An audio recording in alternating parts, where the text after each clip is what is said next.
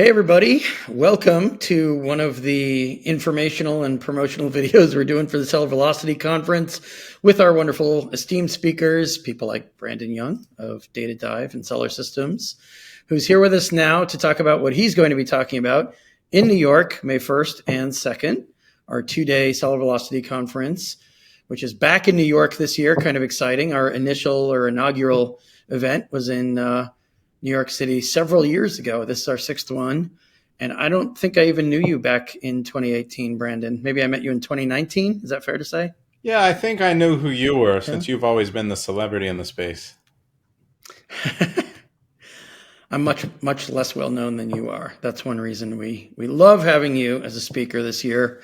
And we are very much looking forward to what you have to say. Do you want to give a quick kind of capsule of what you're planning to, you realize, as many of these watchers and listeners will, that we're going to have primarily 8-figure brands. There'll be some 7-figure, some 9-figure brands, but the content's higher level strategy. And for people who are kind of ready to kick it up a notch to the next level, not necessarily starting out or experiencing initial, how do I get started type teething problems. So Yeah. what would you, yeah. So I'm excited because I think that I've been revamping my entire business from uh, however we can integrate. We've always been very data based, making decisions only in data, keyword research, competitor analysis. But now we're trying to integrate AI into everything we do. So what I want to Mm-hmm. talk about with everyone is how I am implementing that AI very strategically into the product development side, the product design side, the optimization side. So what are we looking for? How do we take all the data, feed it in, and analyze it so that we understand what customers want? We test that theory, and then we go design some products and then test whether those would beat the current incumbents. So what I Right. did is I just wanted to show two quick examples so that you could really see what I'm talking about here. Mm-hmm. And so, Awesome. I see it. yeah. And so what you're looking at here is if I want to do a product like a disposable slipper, for example, and I'm looking at what are all the keywords that drive sales for these slippers? How good are these competitors at ranking for them? I've got all the best slipper sellers here across the top. And then I've got all the keywords here across the bottom. And then I see all their ranks. Now, that's a lot of information because I'm able to understand what are the keywords that drive sales? What are the current competitors doing right? What are they doing wrong?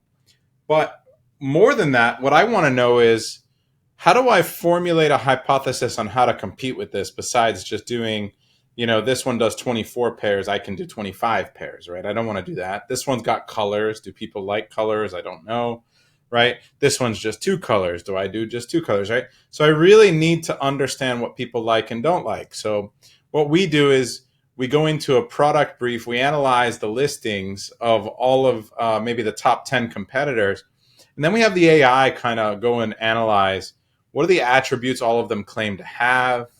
What do customers like? If we have the AI go read all the reviews on all the listings, then what is it that people actually like? Comfort, softness, value, good for the gas, thin, decent quality, washable, versatile, right?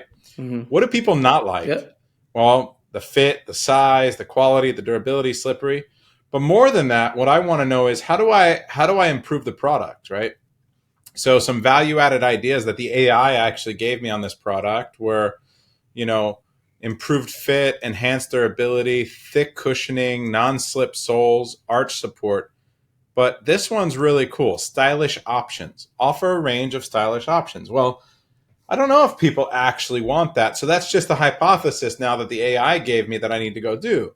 So what I would do is I would go into AI, or I would use a service like IntelliV, for example, and I would ask, like, what would stop you from purchasing some disposable slippers that had colorful designs on them? So that's called a drab study. It's a Okay. really advanced psychological way of finding out what people really don't like and like, because you can kind of lead the witness there if you ask the wrong question. So you have to do it very strategically. So I'm going to talk about that and how to do that properly. Awesome. But what I was able to do is I just went into here and I just designed some disposable slippers with some designs on them, like cats and Those are dogs, nice. right? Yep. And Pets, favorites for just about most of the population, right? yeah, like who can go? You can't Yeah. really go wrong with any of that. So you've got cats and dogs, and I figured, okay, puppies, and then I can get more specific. I can be like, well, maybe instead of this dog, a Shiba Inu would convert better, or a pug, or Right. a Frenchie, right? And or Hmm. a lab, and I can kind of guide that. So then I can take these designs and I can ask a real audience, do you like these plain slippers? If I give you 6 pairs of these with different cats and dogs, would you, or all cats or all dogs? So I have a lot of work to do to design a potential, advantage, competitive advantage there. So that's So really. it pays dividends on conversions, but also it probably helps inform social media and things like ads and A plus content, right? Or is that where you were Yeah, going? absolutely, right? Like I Yeah. think anything that has design potential right now, I think is disruptible because of AI. But you have to do the legwork ahead of time. You don't want to. I don't want to just go start manufacturing those cat slippers and try to compete with these other slippers without really testing it ahead of time. And so we walk this entire process where we let data tell us what to do, but we integrate AI and have really fun with the process of design as well. And so that's what I'm going to talk about. I'm going to do a workshop and I'm going to have people actually sitting down and work, Right. and working on it. Nice. Now, does this also inform in terms of like making sure you don't have info on your detail page that attracts the wrong kind of buyer? A lot of brand owners, I think, are trying to sell as much to as many people as possible. But on Amazon, if you get a certain number of complaints, it becomes counterproductive because you might actually get high order defects, high return rates. They start kind of flagging it and looking at it more closely, and no brand owner wants that. So, does it also inform on that side of the scale? So inform on like so it'll give you a heads up. Like basically when you go and analyze. Right. Like you don't attract the wrong kind of people who are going to be unhappy with the product, Right, in other right. You need to words. know your Yeah. avatar. So that's actually a very good point. So understanding who the typical buyers are is like the next part of that. So I can show you really Mm-hmm. quickly here. If I go to these, the last section is actually who are the customer avatars, who's buying the product, and what are they looking for. So this person is 80 female, 35 to 45. We call her Ava, the spa enthusiast. She works in a high stress corporate job, but enjoys self care Right. and relaxation. So she uses the slippers at home for home spa at home spa treatments. That's pretty cool, right? Right. But and then you've Mm-hmm. got a frequent traveler who uses it in hotel stays and long flights, and then you've got an Airbnb host who wants disposable slippers for the guests, and Ethan, the gym owner, who gives them to his gym guests in the showers or like in the locker rooms. So you have all of these different use cases that I didn't even think of. Like, okay, well, there's enterprise value here. There's actually business clients. There's people who own Airbnbs and spas and salons and hotels and gyms. That's a really interesting thing. Like, I was thinking just the at home comfy guests one with the cats and dogs and cute, but maybe I need an entire uh, line dedicated to each of these avatars. So, like an entire variation that could Right. drive traffic into my listing, overall listing from each of these owners based on what their needs are. And so, what are they looking for? And I need to investigate that more and see if this market is truly disruptible. I'm going to be able to use this information and then test that theory, reach out to these people and find a way to target them. What are the keywords? Then it goes back to what are the keywords they're doing. So if I go to the master keyword list and I want to test the spa or hotel or I can do that. I can see, does anyone use this? Does anyone search for spa? And as a matter of fact, there's 18 keywords for spa slippers, disposable spa slippers, bulk spa slippers. And then in the residue keyword list, which is typically like long tail keywords, you've got, yeah, baby spa slippers, which sounds like a brand name, kids spa slippers, men's spa slippers, women's spa slippers, right? And so I can see what are the ranks of these competitors on these long tail keywords, who's ranking for spa. And I didn't even think of that, right? So Yeah, of the course. keyword research, the avatars, it all ties together. You have to know how to look at the data to make better product decisions and design it and make sure you're meeting the needs, but also helping you to make products that are going to convert higher, get more clicks, and beat the competition. Otherwise, you're setting yourself up for failure on Amazon. Right. I mean, competition has reached the point where, and maybe you have conversations with your seller systems or data dive members in terms of like, how am I going to beat competition this year? It seems like I have new competitors all the time. Competition's getting harder. And then there's AI research. Are people asking you, do I have to up my game in terms of the quality of my AI research because somebody else might be doing a better job with that? Or is it evolving so quickly that you can't even really answer that in any given moment?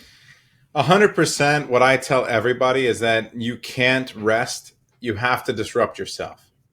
So Right. you need to constantly be updating, refreshing your own products, your current listings, and your own designs, while expanding your product lines into new and opportunities.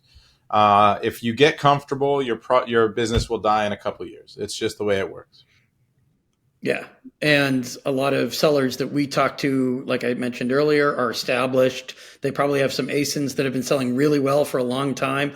They might need a reminder or a refresher on some of these concepts in terms of, have they taken it for granted to an extent? Have they not innovated enough to create new accessories, even new branded products, create a new brand with new SKUs, or have they not done enough accessorizing around the products they already have that sell well, right? Sometimes you can get a little comfortable with things that are just consistently successful over not just months but years, right? Yeah, absolutely. So So the data will tell you what are the variations you need, what are the accessories you should be looking for. The AI is going to give you those suggestions. It's going to base it on data that it analyzes on from the competitor listings and the feedback and the reviews, and you're going to, it's going to give you a great starting point and open your opportunities up to things you didn't even think about. And that's the entire point of what we're going to try to teach around is teach people how to use this data, how to enable AI to make better products. yeah, any other initiatives? I mean, we're kind of at the beginning of the year. The conference is May 1st and 2nd, a few months away still. But anything you're focusing on with your members in terms of turning the page from last year to this year, new trends you're seeing, new success stories, any other examples you want to talk about while we're here? I tell you what, just in my own catalog, I've got tons of products. I launched at least 20 products last year with AI designs, and the success rate was much higher than it typically is. I mean, we were successful a large percentage of the time because of our data-based approach anyway, but Mm-hmm. the AI driven products or designed products were even higher. It gives me a lot of hope for what the direction that my companies are going, and I'm expanding brands. Like you said, I've got a whole new brand I'm Right. launching in addition to the travel brand I have, in addition to the toy brand I have, and so I'm excited about going faster because this to me is like the gold rush all over again. It feels like Yeah. 2015 when you're talking about selling on Amazon right now because it's such a blue ocean. Everything feels disruptible. Yeah, I agree. And I'm recording this. I'm out in Seattle right now. Had some meetings today and this week and into next week with Amazonians, a few of whom I've invited to join us in New York. Hopefully, most or some of them will. But members of like the seller success team, for example, a lot of people at Amazon, they're measured on metrics that address brands that are established that want to create a new account for a new brand, for example, Right. not just expanding SKUs within a particular brand. They've been big on this for, I mean, I'm sure you've talked to a lot of these people yourself for the last 18, 24 months. They're still talking about that for a reason. It's because when they do it right and when brand owners listen and create new permutations of products or create entirely new brands, it works, right? There's a reason why this conversation has been a nonstop one for me with Amazonians, but for brand owners too, with members of the seller success teams, for example, and others for the last 18 months to 2 years. So clearly that shows Amazon agrees with you about what brand owners need to be doing in terms of new permutations, new creativity, new innovation, right? I mean, that just kind of confirms the veracity of what you're saying. Yeah, absolutely. Yeah. So we're going to have some of those types of people from Amazon at the conference. We're going to have Brandon Young of Data Dive and Seller Systems. May 1st and 2nd. If you're listening to this and you already have a ticket, great. We will see you there. Brandon will see you there too. And if not, Brandon and other wonderful speakers will be there. And they're on the website, of course, sellervelocityconference.com. Let us know if you have any questions, and hopefully you'll be seeing me and Brandy very soon in May in New York. Thanks for joining us, Brandon. Appreciate it. Good to see you, Chris. Looking forward to it. Yep.